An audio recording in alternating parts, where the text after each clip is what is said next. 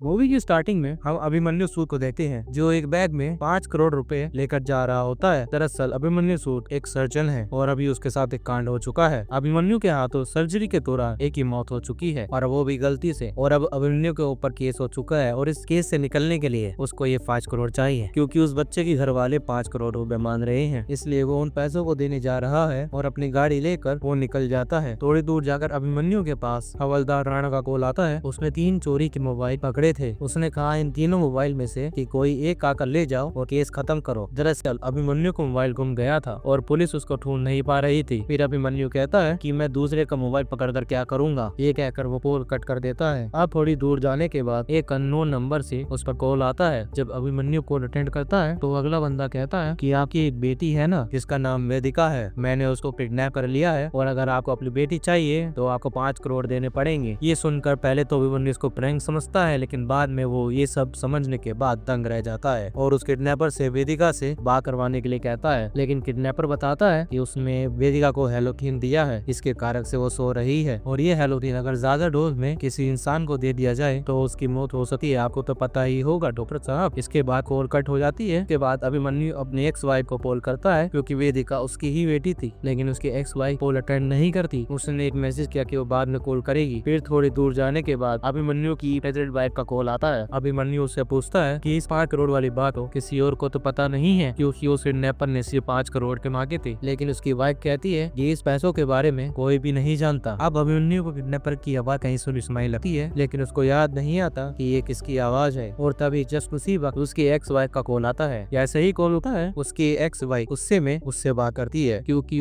अभिमन्यु ने उसे अपनी बेटी की वजह से छोड़ा था। दरअसल उसकी बेटी का दिमाग कमजोर था और अभिमन्यु को ये अच्छा नहीं लगता था। फिर भी अभिमन्यु अपनी एक्स वाइफ से वेदिका के बारे में पूछता है और बताता है किसी ने उसकी बेटी को किडनैप कर लिया है और 5 करोड़ की डिमांड करी है। लेकिन उसकी एक्स वाइफ कहती है ऐसा कैसे हो सकता है, मैंने खुद अभी वेदिका को स्कूल छोड़कर आई हूँ, अगर वो किडनैप हुई होती तो मेरे पास कॉल आती। तो वो ये कहकर वो कॉल कट कर देती है। तो अब अभिमन्यु को भी लगने लगा है कि किडनैपर का कॉल एक प्रैंक कॉल है। लेकिन कुछ देर बाद उसी किडनैपर का कॉल आता है और वो कहता है कि पैसों को लोकेशन पर सनसेट से पहले लेकर आ जाना। लेकिन अभिमन्यु उसकी बात को नहीं मानता और उसने बेचे हुए लोकेशन को डिलीट कर देता है और आगे जाने लगता है। फिर कुछ देर बाद उसकी एक्स वाइफ का दोबारा से कॉल आता है। उसने वेदिका के स्कूल में कॉल किया था, लेकिन वहाँ पर वेदिका नहीं थी। उसने ये बात अभिमन्यु को बताई, लेकिन अभिमन्यु अब की बार भी उस पर भरोसा नहीं करता, क्योंकि उसे लगने लगा था कि ये सब 5 करोड़ रुपए की वजह से हो रहा है। फिर उसने अपने मोबाइल को स्विच ऑफ कर दिया, फिर आगे बढ़ने लगा। फिर उसको एहसास होने लगा कि सच में वेदिका किडनैप हो चुकी है। ये वो मोबाइल ऑन करता है जिस पर उसकी एक्स वाइफ ने मैसेज किया था, जिसमें वो वेदिका के स्कूल का मोबाइल नंबर भी सेंड करती है और पुलिस के पास जाकर भी कंप्लेंट करेगी, ये भी टाइप किया था। फिर अभिमन्यु उसके पास कॉल करता है। फिर उसकी एक्स वाइफ उस किडनैपर को 5 करोड़ रुपए देकर वेदिका को वापस लाने के लिए रोते हुए रिक्वेस्ट करती है, लेकिन जो अभी अभिमन्यु के पास पैसे हैं वो किसी और को देने थे, इसलिए वो उस पैसे को किडनैपर को देने से मना कर देता है। फिर उसकी एक बार फिर से रोते हुए रिक्वेस्ट करती है। अब अभिमन्यु सोच में पड़ जाता है कि आखिर क्या किया जाए। फिर वो किडनैपर के पास कॉल करता है, लेकिन अब उसकी कॉल नेटवर्क कवरेज क्षेत्र से बाहर आती है। फिर से वो मैसेज में फिर से लोकेशन मांगता है, जिसके बाद उस किडनैपर ने उसको फिर से लोकेशन सेंड कर दी थी और उस जगह पर 1 घंटे में पहुंचने को बोला। फिर अभिमन्यु उस लोकेशन के लिए निकल जाता है और अपनी वाइफ के पास कॉल करके 5 करोड़ रुपए मांगता है और उसे भी वेदिका की किडनैपिंग के बारे में बताता है। लेकिन उसके वाइफ के पास भी पैसे नहीं थे। उसने पुलिस कंप्लेंट करने को बोला, लेकिन अभिमन्यु के पास जो पैसे थे वो ब्लैक मनी थी, इसलिए अभिमन्यु पुलिस कंप्लेंट नहीं कर सकता था। फिर अभिमन्यु जाते हुए अपने बेटे की तस्वीर देख रहा था। फिर उसे अपने बेटे के स्कूल की फोटो मिलती है जहाँ पर वो प्रशांत को देता है। फिर अभिमन्यु को याद आया कि वो किडनैपर की आवाज प्रशांत की होती है। फिर अभिमन्यु को लगा कि ये सब उसकी एक्स वाइफ करवा रही है, इसलिए वो उस लोकेशन पर नहीं जाता और फिर वो उस पैसों को बच्चे के पेरेंट्स को देने के लिए जाता है। फिर तभी उसके पास उस किडनैपर का वीडियो कॉल आता है। उसने वीडियो कॉल पर वेदिका को दिखाया, जहाँ पर वेदिका की हालत बहुत ही खराब होती है। अब ये देखकर अभिमन्यु को यकीन हो जाता है कि वेदिका सच में किडनैप हुई है और उसको प्रशांत ने ही किडनैप किया है। अब अभिमन्यु के पास सिर्फ 39 मिनट है, वरना उसकी बेटी को मारने की धमकी दी गई थी। अब अभिमन्यु वहाँ से सीधा टाइमर लगाकर उस लोकेशन पर निकल जाता है। फिर अभिमन्यु के पास उसके सीनियर डॉक्टर का कॉल आता है। उसने भी जल्दी पैसे लाने के लिए कहा था, लेकिन अभिमन्यु अपनी बेटी की किडनैप हुई है उसको बताता है। वो उसकी बात को यकीन नहीं करता और सीधा वापस आने के लिए कहता है, लेकिन अभिमन्यु वापस नहीं जाता और वो अपनी बेटी को बचाने के लिए चला जाता है। अब एक ये प्रॉब्लम तो थी, लेकिन अब उसकी प्रेजेंट वाइफ कॉल करके उसको वापस बुलाती है। अगर वो नहीं आया तो उसको जान दे देगी, ऐसा कह भी देती है। फिर अभिमन्यु उसे ऐसा करने से रोकता है और उसको समझाता है। फिर वो भी मान जाती है। फिर कुछ देर बाद हॉस्टल से कॉल आता है कि एक पेशेंट की अर्जेंट सर्जरी करनी पड़ेगी और अभिमन्यु को आने के लिए कहते हैं। फिर अभिमन्यु अब डॉक्टर के पास कॉल करता है, आने के लिए पूछने के लिए कहता है। फिर उसके बाद एक और कॉल आता है जो पुलिस का होता है। उसने किडनैपर की लोकेशन भेजने के लिए कहा था, लेकिन अभिमन्यु उसने ऐसे बात करी कि वो किसी को नहीं जानता, ना ही किडनैपर ना ही वेदिका को। पुलिस को किडनैप वाली बात उसकी एक्स वाइफ ने करी थी और अभिमन्यु पुलिस को कंप्लेन नहीं करता। फिर उसके बाद फिर से हॉस्पिटल से कॉल आता है कि कोई भी डॉक्टर अभी अर्जेंट अवेलेबल नहीं है। उसके बाद अभिमन्यु अपने एक जूनियर के पास कॉल करता है और उसको ये ऑपरेशन करने के लिए कहता है, लेकिन उसको ऑपरेशन करना नहीं आता था। फिर अभिमन्यु उसको वीडियो कॉल पर बताता है। फिर आगे जाते समय उसकी कार पंचर हो जाती है। अब उसके पास टाइम भी बहुत कम था। फिर वो स्टेपनी चेंज करता है। अभी उसके पास जूनियर का कॉल आता है। उसने ऑपरेशन करने की सारी तैयारी कर चुका था। फिर अभिमन्यु उसे वीडियो कॉल पर एक एक करके गाइड करता है। फिर तभी उसके पास किडनैपर का कॉल आता है। उसने जल्दी आने के लिए कॉल किया था और बताता है कि तेरी बेटे की हालत और भी खराब हो गई है। उसको बचाने के लिए अभिमन्यु को पास कॉल किया था। फिर अभिमन्यु ने उसे जो करने के लिए कहा, जिससे वेदिका की हार्ट बीट चलने लगती है। इधर हॉस्पिटल में भी ऑपरेशन सक्सेस होता है और पेशेंट भी जान बच जाती है। और अभिमन्यु ने भी कार के स्केपली से चेंज कर चुका था, लेकिन अब अभिमन्यु के पास ज्यादा वक्त नहीं बचा था और जल्द ही सनसेट होने वाला था। और फिर वो आगे बढ़ता है। फिर तभी उसकी गाड़ी के पीछे पुलिस आती हुई रहती है। अभिमन्यु को ऐसा लगता है ये सब उसकी एक्स वाइफ ने करा है, इसके कारण वो उसका पीछा कर रहे हैं, लेकिन ऐसा कुछ भी नहीं होता। लेकिन वो तो उसी रास्ते से कहीं जा रहे थे। तभी किडनैपर का कॉल आता है कि उसने बताया कि आगे एक कलन है, उसमें पैसों का बैग फेंकर वहाँ से आगे चले जाना। 1 किलोमीटर जाने के बाद आपकी बेटी मिल जाएगी और अगर लेट हुए तो आपकी बेटे की जान चली जाएगी, क्योंकि उसको हेलोथेरेपी डोज दी गई है। फिर वो आगे बढ़ता है और जैसे तैसे करके वो टनल तक पहुंच जाता है और पैसों का बैग तो वहाँ छोड़ देता है, लेकिन उसकी गाड़ी का डीजल खत्म हो जाता है और सनसेट भी हो गया था। लेकिन अभिमन्यु की वो भी खत्म नहीं हुई थी। वो भागते हुए जाता है। कभी रास्ते में उसका एक्सीडेंट हो जाता है जिसमें उसका एक पैर फ्रैक्चर हो जाता है, लेकिन तब भी वो एक पैर पर दौड़ते हुए जाता है और फाइनली उस जगह पर पहुंच जाता है। लेकिन वहाँ पर कई सारे लिपटे हुए बोरे पड़े हुए होते हैं। अभिमन्यु उन सभी बोरों को चेक करता है, लेकिन उनमें कहीं भी वेदिका नहीं थी, लेकिन वहाँ पर उसके पैसों से भरा बैग होता है। फिर अभिमन्यु फिर से दम रह जाता है। फिर तभी उसके पास कॉल आता है। उस कॉल में वेदिका बात कर रही होती है। फिर अभिमन्यु उससे कहता है कि बेटी तुम कहाँ, मुझे बताओ, तुम डरो मत। तभी वेदिका बोलती है कि मैं जो बताऊंगी इस पर गुस्सा तो नहीं करोगे, प्रॉमिस करो। फिर उसने बताया कि ये सब जो हुआ वो उसने ही करा था और उसी के साथ ये मूवी कहीं पे खत्म होती है। मूवी काफी बढ़िया है, एक बार देखो, मैं रिकमेंड जरूर करूंगा, मजा आएगा। Thank you for watching. Channel पर नहीं हो सब्सक्राइब करना, वीडियो को लाइक